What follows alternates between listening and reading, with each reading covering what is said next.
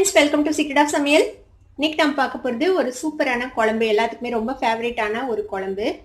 என்ன குழம்பு அப்படின்னு நம்ம பார்க்கலாமா?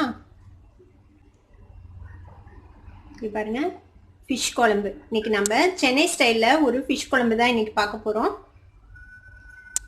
ஒவ்வொரு ஊருக்கும் ஒரு ஸ்பெஷாலிட்டி ரெசிபி உண்டு. ஒவ்வொரு ஊர்லயும் ஒவ்வொரு டைப்பா சமைப்பாங்க. ஒன்னொன்னுக்கும் அதுக்கு உண்டான தனித்தனி டேஸ்ட் உண்டு. இந்த சென்னை மீன் குழம்பும் அந்த மாதிரி தான். ரொம்ப சிம்பிள், ஆனால் நல்லா டேஸ்டியாக இருக்கும். நல்லா குழஞ்ச சாதத்தில் இந்த மீன் குழம்பு போட்டு சாப்பிட்டோம்னா ரொம்ப ரொம்ப டேஸ்டியாக இருக்கும். இந்த டேஸ்டியான மீன் குழம்பு எப்படி செய்யறது அப்படின்னு பார்க்கறதுக்கு முன்னாடி நீங்கள் என்னோட சேனலுக்கு இப்போ தான் முதல் முறையாக வரீங்கன்னா இந்த வீடியோ கீழே இருக்கிற சப்ஸ்கிரைப் பட்டனை மறக்காமல் ப்ரெஸ் பண்ணுங்க. இதுக்கு பக்கத்தில் இருக்கிற நோட்டிஃபிகேஷன் பெல்லையும் மறக்காமல் கிளிக் பண்ணிடுங்க. அப்போ தான் என்னோட ஃபியூச்சர் நோட்டிஃபிகேஷன்ஸ் உங்களுக்கு உடனே வந்து சேரும். சரி வாங்க, இப்போ இந்த ஈஸியான டேஸ்டியான சென்னை மீன் குழம்பு எப்படி செய்யலான்னு பார்க்கலாம். மீன் குழம்புக்காக நான் வந்துட்டு ஒரு எலுமிச்சம்பழ அளவுக்கு புளி வந்துட்டு தண்ணியில் ஊற போட்டுக்கிறேன். இப்போ இதை வந்துட்டு நம்ம கரைச்சிக்கலாம். நல்லா கைவிட்டு நல்லா கரைச்சிக்கோங்க இந்த புளியை. நம்ம இந்த புளி தண்ணியில் வந்துட்டு நம்ம போட போகிற மசாலாஸ் எல்லாமே இதில் போட்டு அதுக்கப்புறமேட்டு நம்ம குழம்பு வைக்க போகிறோம். இப்போ கரைச்ச புளியை இன்னொரு பாத்திரத்தில் விட்டுடலாம். இந்த சக்கையெல்லாம் இல்லாமல் நல்லா புளிஞ்சு எடுத்துடுங்க. மீதி இருக்கிற புளிக்கும் நல்லா தண்ணி இன்னும் கொஞ்சம் விட்டு நல்லா கரைச்சி இதில் விட்டுருங்க.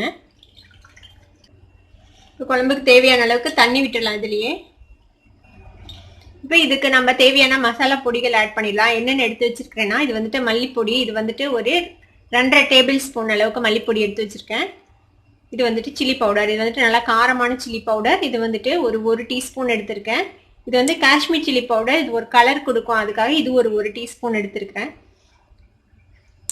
மஞ்சப்பொடி வந்துட்டு ஒரு 1/2 டீஸ்பூன். மீன் குழம்பு வந்து எப்போதும் புளிப்பும் உரப்புமா இருந்தால் தான் நல்லாயிருக்கும். அதனால கொஞ்சம் காரமாகவே போடுங்க. இது நல்லா காரமான மிளகாய் பொடி, அதனால நான் கம்மியாக தான் எடுத்துக்கிறேன், 1 டீஸ்பூன். நீங்கள் உங்கள் காரத்துக்கு தேவையான அளவு போட்டுக்கோங்க. இப்போ இதை வந்து இதில் ஆட் பண்ணிடலாம். அந்த புளி தண்ணியில் குழம்புக்கு தேவையான அளவுக்கு உப்பும் சேர்த்திடலாம். அதுலையே கல்லுப்பு போடுங்க. கல்லுப்பு வந்துட்டு நல்லா டேஸ்டியாக இருக்கும். இப்போ இதையும் இதோட புளியோட நல்லா மிக்ஸ் பண்ணி விட்டுலாம். இப்போ மீன் குழம்புக்கு நம்ம வந்து புளி கூட்டி வச்சாச்சு. மீன் எடுத்துருக்கிறேன் நான். மீன் வந்துட்டு நான் கொஞ்சம் பீசஸ், அப்புறமேட்டு வந்து தலையும் போட போகிறேன். தலையை வந்துட்டு 2ஆ வெட்டி வச்சிருக்கேன். தலையும் போட போகிறேன் இந்த குழம்புல. எப்போதும் மீனோட தலை வந்துட்டு குழம்புல போட்டிங்கன்னா நல்லா டேஸ்டியாக இருக்கும். தாளிக்கிறதுக்கு வந்துட்டு பெரிய வெங்காயம், ஒரு பெரிய வெங்காயம் இந்த மாதிரி பொடியாக சாப் பண்ணி வச்சுருக்கேன். ஒரு தக்காளி அதையும் இந்த மாதிரி பொடியாக சாப் பண்ணி வச்சுருக்கேன். கொஞ்சமாக கருவேப்பிலை, ஒரே ஒரு வரமிளகாய்.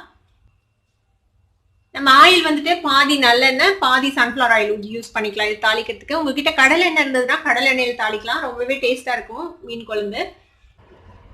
ஒரு பாத்திரம் அடுப்பில் வச்சுருக்கேன். இதில் வந்துட்டு ஒரு டேபிள் ஸ்பூன் அளவுக்கு சன்ஃப்ளவர் ஆயில் விட்டுருக்கேன். இப்போ இது கூடவே கொஞ்சமாக நல்லெண்ணெய் விட்டுக்கலாம். நல்லெண்ணெய் ஒரு டேபிள் ஸ்பூன் விட்டுக்கோங்க.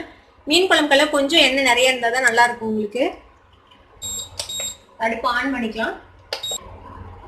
எண்ணெய் சூடாயிடுச்சு. இதுக்கு வந்து தாளிக்கிறதுக்கு கொஞ்சமாக கடுகு, ஒரு 4 வெந்தயம் எடுத்து வச்சிருக்கேன். இது 2ஐயும் போட்டுடலாம் தாளிக்கிறதுக்கு. பாருங்க, கடுகும் வெந்தயமும் பொரிஞ்சிச்சு. இப்போ நம்ம எடுத்து வச்சிருக்க இந்த வெங்காயம், தக்காளி, வரமிளகாய், கருவேப்பிலை அது 4ஐயும் போட்டுடலாம்.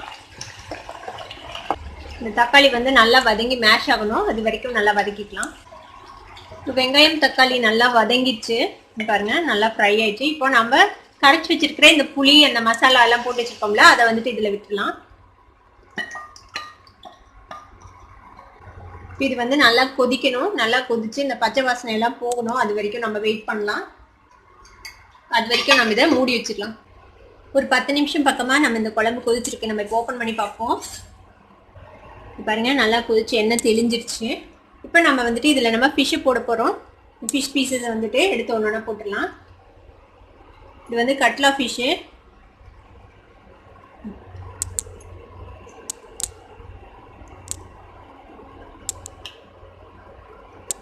ஃபிஷ் போட்டதுக்கப்புறம் ஒரு 5 மினிட்ஸில் நம்மளோட குழம்பு ரெடி ஆகிடும். ஃபிஷ் வந்து சீக்கிரமே குக் ஆகிடும், ஒரு 5 நிமிஷத்தில்.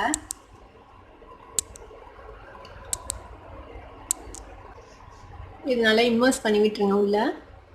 ஃபிஷ் போட்டதுக்கப்புறம் கரண்டி போட்டு ரொம்ப கிளறக்கூடாது, ஃபிஷ் உடஞ்சி போயிடும். இப்போ மூடி வச்சிடலாம். ஒரு 5 மினிட்ஸ் வேகட்டும் இந்த ஃபிஷ்ஷு. 5 மினிட்ஸ் வெந்துச்சுன்னா நம்மளோட ஃபிஷ் குழம்பு ரெடி ஆகிடும்.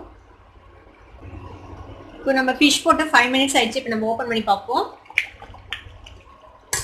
பாருங்க நம்மளோட ஃபிஷ் வந்து வெந்திருக்கும், நல்லா வெந்திருக்கும். 5 நிமிஷம் அவ்வளோ நேரம் தான் ஆகும். ரொம்ப நேரம் போட்டிங்கன்னா ஒரு மாதிரி கரைஞ்சி போயிடும் குழம்புல.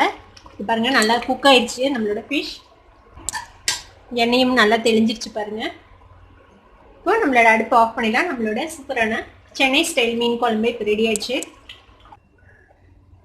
நம்மளோட சூப்பரான மீன் குழம்பு இப்போ ரெடி ஆயிடுச்சு. இதை உங்கள் வீட்லையும் ட்ரை பண்ணி பார்த்துட்டு எப்படி இருந்தது அப்படின்னு எனக்கு கமெண்ட்ஸை ஃபீட்பேக் கொடுங்க. இந்த வீடியோ உங்களுக்கு பிடிச்சிருந்துன்னா சப்ஸ்கிரைப் பண்ணுங்க, பக்கத்தில் இருக்கிற பெல் ஐக்கானை கிளிக் பண்ணுங்க. அப்பதான் என்னோட நோட்டிஃபிகேஷன்ஸ் உடனே உங்களுக்கு வந்து சேரும். லைக் பண்ணுங்க, ஷேர் பண்ணுங்க. தேங்க்யூ ஃபார் வாட்சிங் this video viewers. Bye bye.